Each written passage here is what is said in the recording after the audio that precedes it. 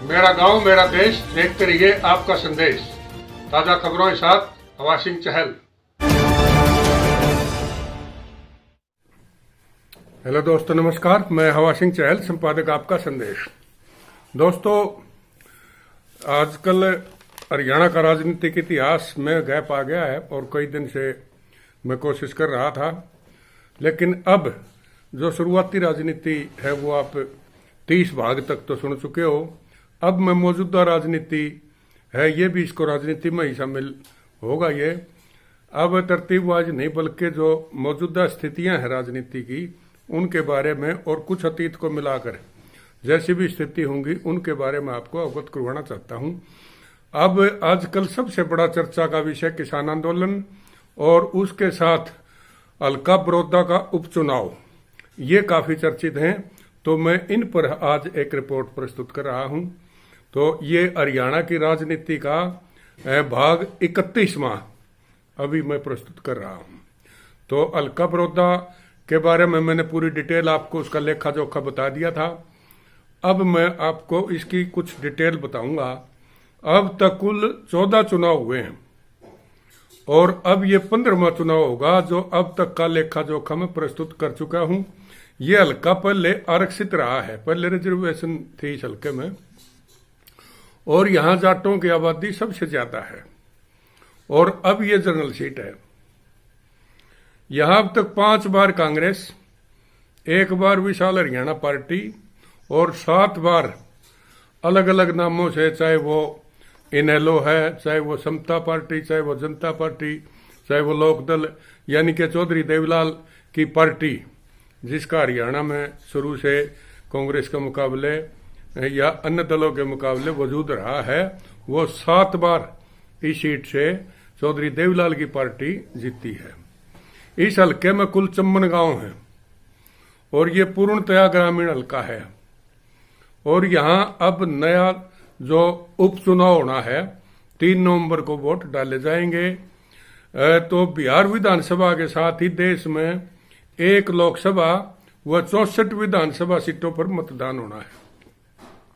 10 नवंबर को नतीजे आएंगे। नामांकन प्रक्रिया 9 अक्टूबर से 16 अक्टूबर तक चलेगी। आचार संहिता, आदर्श आचार संहिता अभी लागू हो चुकी है। कांग्रेस विधायक श्री कृष्ण हुड्डा जो 74 साल के थे, उनके कारण, उनके अकस्मात निधन के कारण यह सीट खाली हुई थी। श्री कृष्ण हुड्डा का इस क्षेत्र में काफी अच्छा रसूख रहा है और वो 6 बार विधायक चुने गए थे। इस हल्के से वे लगातार 3 बार विधानसभा में भेजे गए थे और इस हल्के से 3 बार बनने के अलावा 3 बार वो अन्य हल्कों से भी चुनाव जीता है। यानी कि कलोई था पहले हल्का उनका, हुड्डा साहब के सक्रिय होने से पहले 6 बार वो चुनाव लड़े और 87 में पहली बार कलोई से चौधरी भूपेंद्र सिंह हुड्डा को 15,023 वोटों से हराकर श्री कृष्ण हुड्डा चुनाव जीते थे। यानी कि कलोई सीट पर हमेशा ही हुड्डा खाप के लोगों का दबदबा रहा है। और चौधरी भूपेंद्र सिंह हुड्डा को इतने 15,023 वोटों से हरा दिया था। फिर 1996 में भी देवीलाल की समता पार्टी से जीते थे। उसके बाद वो भूपेंद्र सिंह हुड्डा के साथ आ गए और कांग्रेस सीट से रिकॉर्ड 34,863 वोटों से जीते थे। यानी कि दोनों के वोट मिलके उनका बहुत अच्छा रसूख था। उधर से हुड्डा साहब का राजनीतिक करियर कद में उनसे बढ़ा था, लेकिन वो 6 बार यहां से विधायक रहे और हुड्डा साहब को भी उन्होंने हराया। तो अब ये पूरा देहाती हल्का है, इसमें 54 गांव हैं और 54 गांव में मैं आपको एक बार बता दूं, 54 गांव में है ठसका, ओलाना, मदीना, छिछड़ाना, मिर्जापुर खेड़ी, बंडेरी, कथूरा, कलपा, छपरा, खानपुर खुर्द, बड़ौदा, बनवासा, रंडाना, दनाना, बुटाना, नूरनखेड़ा, ईसापुर खेड़ी और कोड़ा, गढ़वाल, बावड़, निजामपुर, बिचपड़ी, जागसी, गंगाना, राणाखेड़ी, महमूदपुर, एपी माजरा, सिवानका, बुसाना, मातंड, छतरा, रामगढ़, सिरसाड, मुंडलाना, चिड़हड़ा, डुराना, जवारा, बटौदी खास, शामड़ी, मारा, भैंसवान, रुखी, पुट्ठी, सामण पुट्ठी नहीं कान्नी पुट्ठी है वहां गुआना है पास, मोई उड्डा, रिवाड़ा, गुमाना, जसराना, भैंसवाड़, बिलबिलान, कटवाड़, आंवली, एसपी माजरा, बली ब्राह्मण और रबड़ा।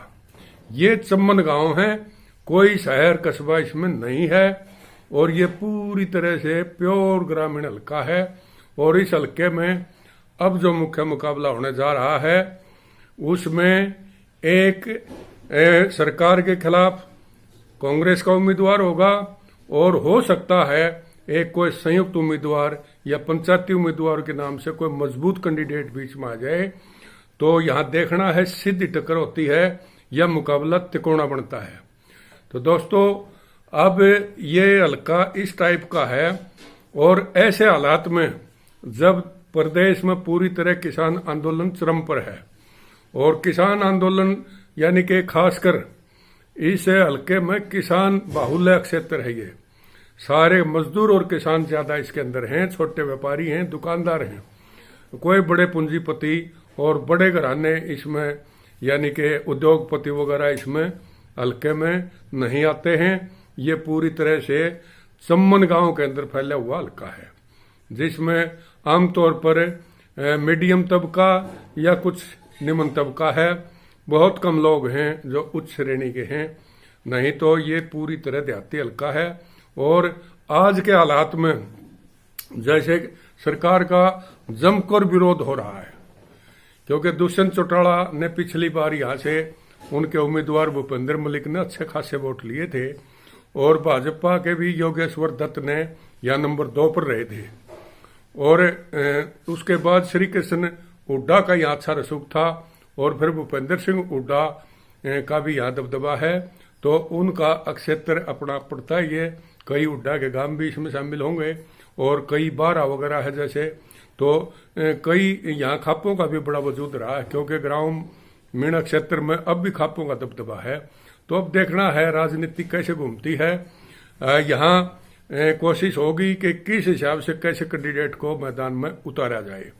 यहाँ पर क्योंकि जाट बहुल्य सीट है, इसमें गोत्र भी विशेषकर मायना रखेगा क्योंकि एक गोत्र के कई गांव होंगे तो वो अपना कैंडिडेट मान के उसको वोट देने की कोशिश करेंगे और बुलाने की कोशिश करेंगे।